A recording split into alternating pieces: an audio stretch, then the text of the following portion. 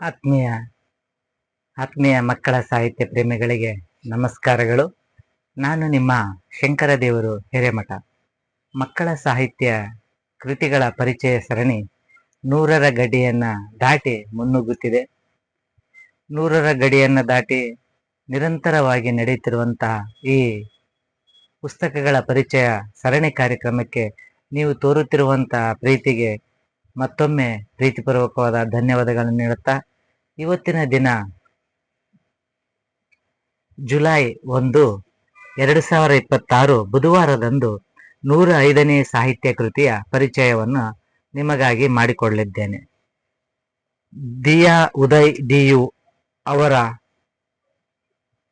ಚಿಟಾನಿ ಚಿಟ್ಟೆ ಅನ್ನುವಂಥ ಕವನ ಸಂಕಲನದ ಪರಿಚಯವನ್ನು ಇವತ್ತು ಮಾಡಲಿದ್ದೇನೆ.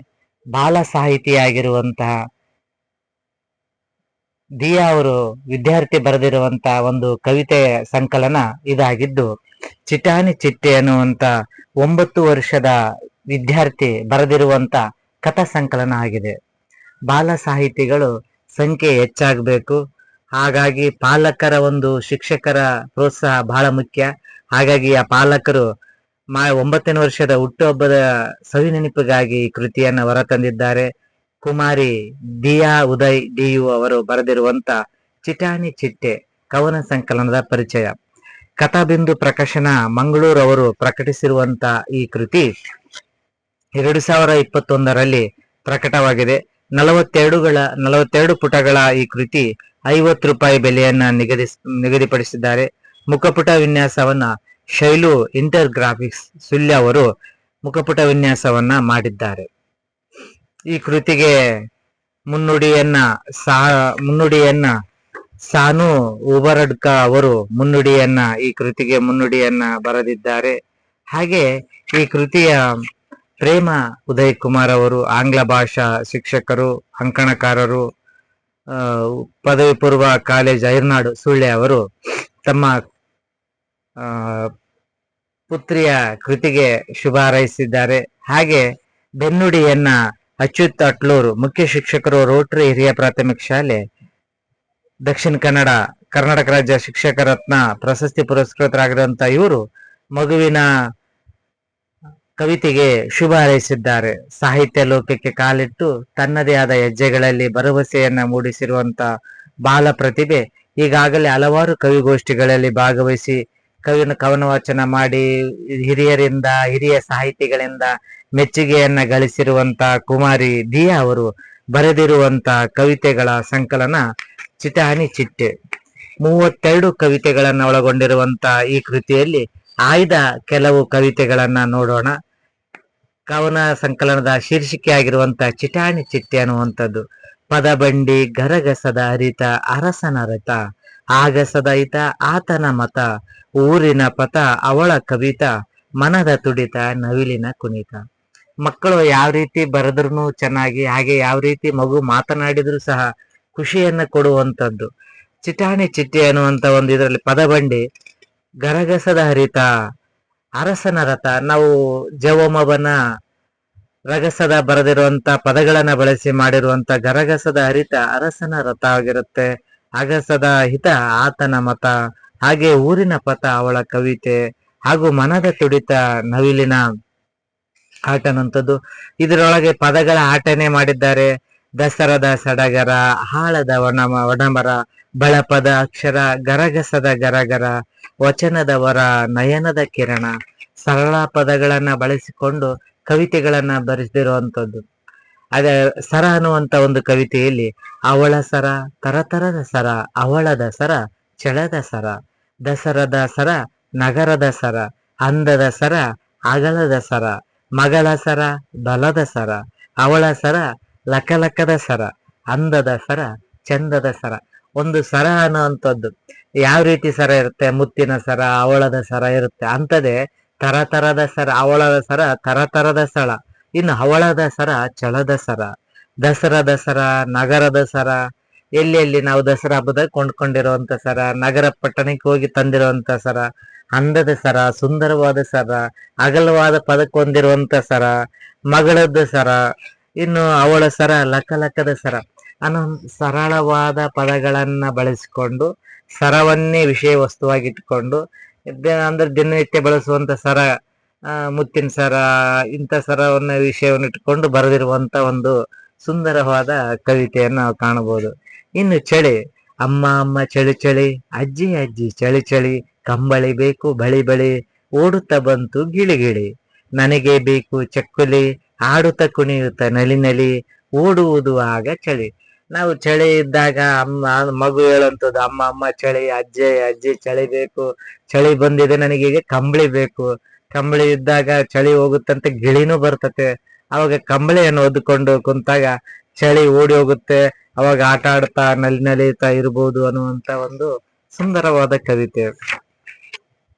ಇನ್ನು ಅಜ್ಜಿ, ಕಥೆಯನ್ನು ಹೇಳುವ ಅಜ್ಜಿ, ಪದವನ್ನು ಆಡುವ ಅಜ್ಜಿ, ಕೋಲನ್ನು ಹಿಡಿದು ಸೊಂಟವ ಬಗ್ಗಿಸಿ ಬಾಗುತ್ತ ನಡೆಯುವ ಅಜ್ಜಿ, ಕೋಳಿಯ ಸಾಕುವ ಅಜ್ಜಿ, ಮುದ್ದನ್ನು ಕೊಡುವ ಅಜ್ಜಿ, ಸ್ನಾನವ ಮಾಡಿಸುವ ಅಜ್ಜಿ, ನಾಯಿಯ ಸಾಕುವ ಅಜ್ಜಿ, ಬೆಕ್ಕನ್ನು ಸಾಕುವ ಅಜ್ಜಿ, ಬಹಳ ಒಳ್ಳೆಯ ಅಜ್ಜಿ, ನಮ್ಮನ್ನು ಪ್ರೀತಿಸುವ ಅಜ್ಜಿ, ನನ್ನ ಮುದ್ದಿನ ಅಜ್ಜಿ, ನನ್ನ ಪ್ರೀತಿಯ ಅಜ್ಜಿ.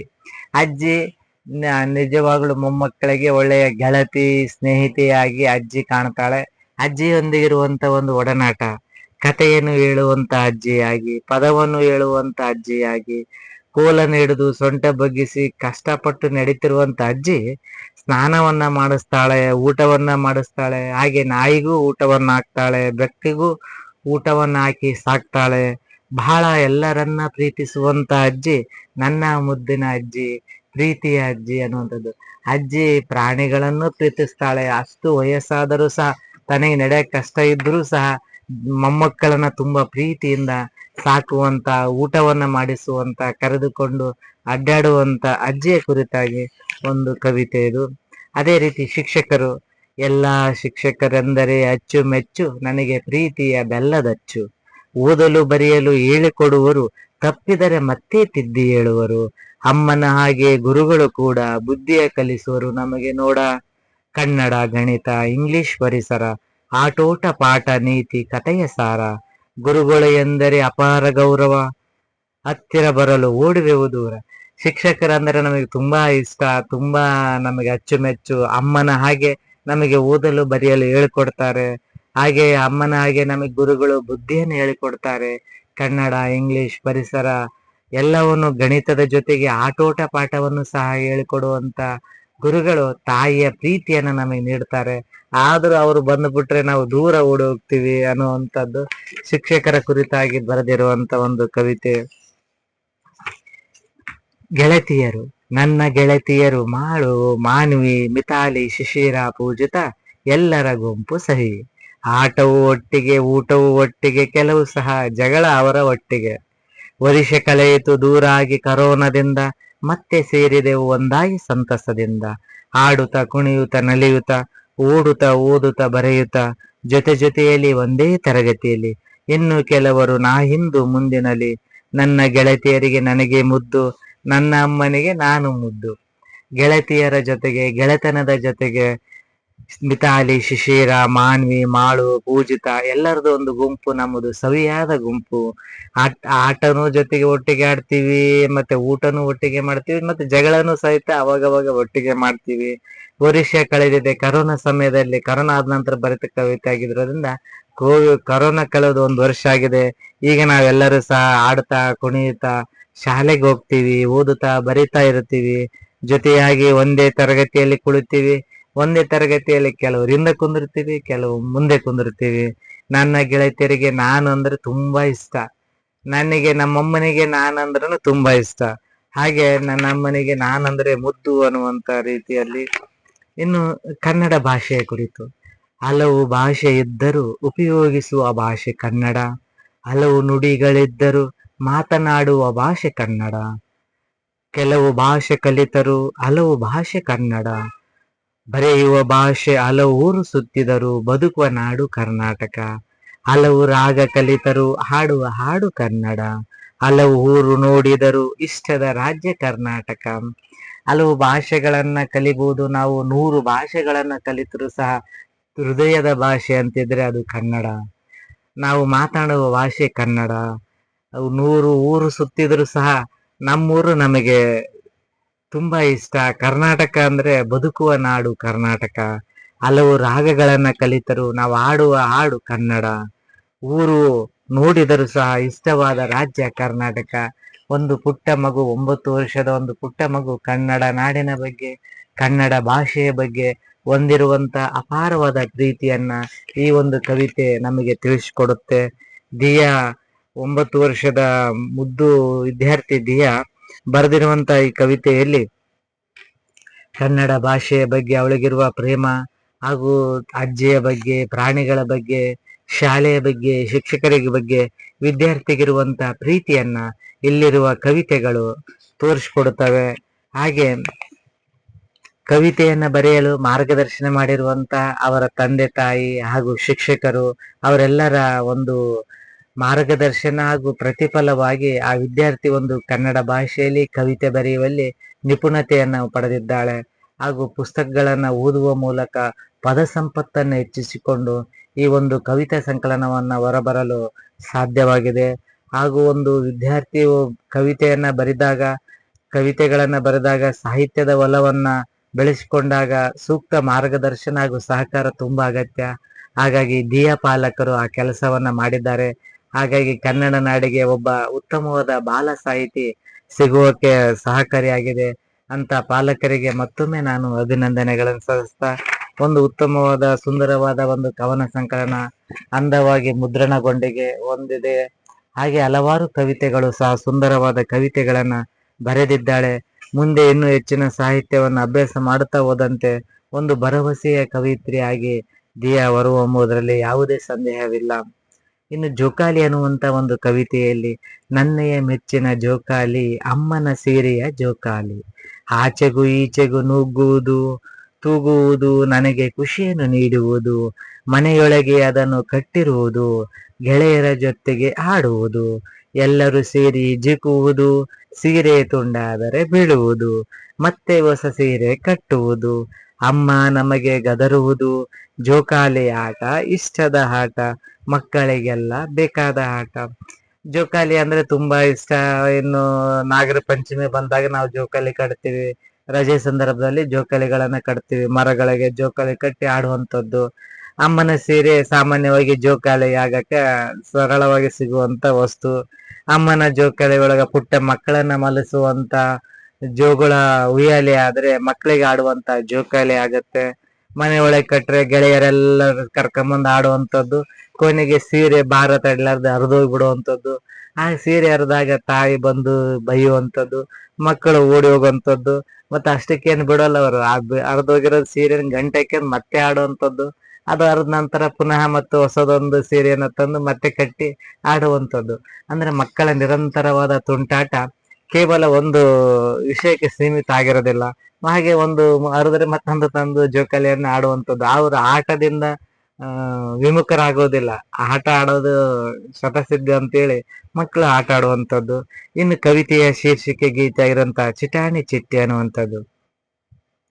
ಚಿಟಾಣಿ ಚಿಟ್ಟೆ ಚಿಟಾಣಿ ಚಿಟ್ಟೆ ಓಡುತ್ತ ಎಲ್ಲಿಗೆ ಹೊರಟಿರುವೆ, ಬಣ್ಣ ಬಣ್ಣದ ಅಂಗಿಯ ತೊಟ್ಟು ಹೂವಿಂದ ಹೂವಿಗೆ ಹಾರುತ್ತ ಇರುವೆ, ಬಾಬಾ ಇಲ್ಲಿಗೆ ಒಟ್ಟಿಗೆ ಆಡುವ, ನಿನ್ನೆಯ ಹಾಡನ್ನು ನನಗೂ ಕಲಿಸು, ಬಿಸಿಲಲು ಮಳೆಯಲ್ಲೂ ಆರುವೆ ನೀನು, ರಾತ್ರಿ ಎಲ್ಲಿಗೆ ಹೋಗುವೆ ನೀನು, ಅಮ್ಮನು ಮಾಡಿದ ತಿಂಡಿಯ ಕೊಡುವೆನು, ಓಡುತ್ತ ಬಾಬಾ ಚಿಟಾಣಿ ಚಿಟ್ಟೆ, ಹಾಲು ಹಣ್ಣು ಚಕ್ಕುಲಿ ಕೊಡುವೆನು, ಆಟದ ಸಾಮಾನು ನಿನಗೇ ನೀಡುವೆ, ಇಬ್ಬರು ಸೇರಿ ಆಡುವ ಬಾಬಾ, ಬೇಗನೆ ಓಡುತ್ತಾ ಇಲ್ಲಿಗೆ ಬಾಬಾ.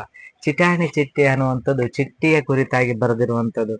ಸದಾ ಚಟುವಟಿಕೆಯಿಂದಿರುವಂತ ಆಕರ್ಷಕ ಬಣ್ಣದ ಮೈಮಾಟದ ಚಿಟ್ಟೆ ಹೂವಿಂದ ಹೂವಿಗೆ ಹಾರುತ್ತಾ ಎಲ್ಲಿಗೆ ಹೋಗ್ತಾ ಇದೀಯಾ, ಬಣ್ಣ ಬಣ್ಣದ ಅಂಗಿಯ ತೊಟ್ಟು ಹೂವಿಂದ ಹೂವಿಗೆ ಹಾರುತ್ತಾ ಹೋಗ್ತೀಯಲ್ಲ, ಇಲ್ಲಿ ಬಾ, ನನ್ನೊಟ್ಟಿಗೆ ಆಡೋಣ ಬಾ, ನಿನಗೆ ನಾನು ಹಾಡನ್ನು ಹೇಳ್ಕೊಡ್ತೀನಿ ಬಾ.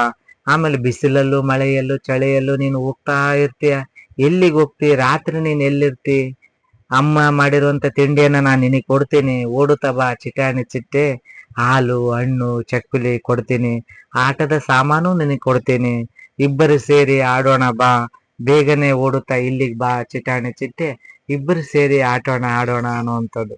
ಅಂದ್ರೆ ಮಗು ಮನಸ್ಸು ಸೂಕ್ಷ್ಮ ಹಾಗೂ ಮುಗ್ಧತೆಯಿಂದ ಪರಿಸರದಲ್ಲಿರುವಂತ ಚಿಟಾಣಿ ಪುಟಾಣಿ ಒಂದು ಪತಂಗ ಅನ್ನೋನ್ನ ಗಮನಿಸ್ತವೆ, ಪಕ್ಷಿಗಳನ್ನ ಗಮನಿಸ್ತವೆ, ಹಾಗೆ ಮರಗಳನ್ನ ಗಮನಿಸ್ತಾ ಇರ್ತವೆ. ಸಣ್ಣ ಸಣ್ಣ ವಿಷಯವನ್ನು ಸಹ ಮಕ್ಕಳು ಗಮನಿಸ್ತಾರೆ. ಹಾಗಾಗಿ ಚಿಟಾಣಿ ಚಿಟ್ಟೆ ಅನ್ನುವಂತ ಪುಟಾಣಿ ಪುಟಾಣಿ ದಿಯಾ ಉದಯ್ ಅವರು ಬರೆದಿರುವಂತ ಈ ಕವನ ಸಂಕಲನದಲ್ಲಿ ಸುಂದರವಾದ ಸೂಕ್ಷ್ಮ ವಿಷಯಗಳನ್ನ ಇಲ್ಲಿ ಸಂಗ್ರಹಿಸಿದ್ದಾರೆ.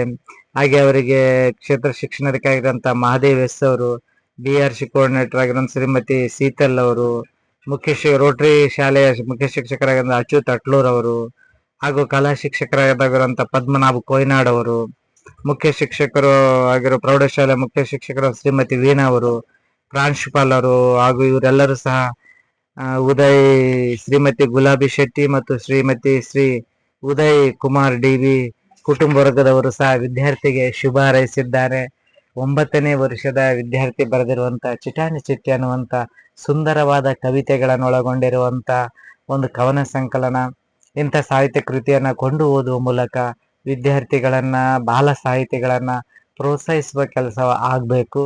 ಅದೇ ರೀತಿ ಹುಟ್ಟುಹಬ್ಬ ಹಾಗೂ ಶಾಲಾ ವಾರ್ಷಿಕೋತ್ಸವ ಕ್ರೀಡಾಕೂಟಗಳ ಸಂದರ್ಭದಲ್ಲಿ ಮಕ್ಕಳಿಗೆ ಇಂಥ ಸಾಹಿತ್ಯ ಕೃತಿಗಳನ್ನ ಉಡುಗೊರೆಯಾಗಿ ನೀಡುವ ಮೂಲಕ ಅವರಲ್ಲಿ ಓದುವಂತಹ ಒಂದು ಓದುವ ಅಭಿರುಚಿಯನ್ನು ಬೆಳೆಸುವಂತ ಕೆಲಸ ಎಲ್ಲರಿಂದ ಆಗ್ಬೇಕು. ಹಾಗೂ ಪುಟಾಣಿ ವಿದ್ಯಾರ್ಥಿಗೆ ಸಹ ಒಂದು ಪ್ರೋತ್ಸಾಹ ಬೆಂಬಲ ನೀಡಿ ಪಾಲಕರು ವಿದ್ಯಾರ್ಥಿಯನ್ನ ಬಾಲ ಸಾಹಿತಿಯಾಗಿ ರೂಪಿಸಿದ್ದಾರೆ. ಇಂಥ ಸಾಹಿತ್ಯ ಕೃತಿಯನ್ನು ಎಲ್ಲರೂ ಕೊಂಡು ಓದಬೇಕು. 105ನೇ ದಿನ 105ನೇ ಸಾಹಿತ್ಯ ಕೃತಿಯಾಗಿ ಈ ಕೃತಿಯ ಪರಿಚಯವನ್ನ ಇಂದಿಗೆ ಮುಗಿಸ್ತಾ ಇದ್ದೇನೆ. ನಾಳೆ ದಿನ ಮತ್ತೊಂದು ಸಾಹಿತ್ಯ ಕೃತಿಯೊಂದಿಗೆ ನಿಮ್ಮ ಮುಂದೆ ಹಾಜರಾಗ್ತೇನೆ. ಅಲ್ಲಿವರೆಗೂ ಧನ್ಯವಾದಗಳು.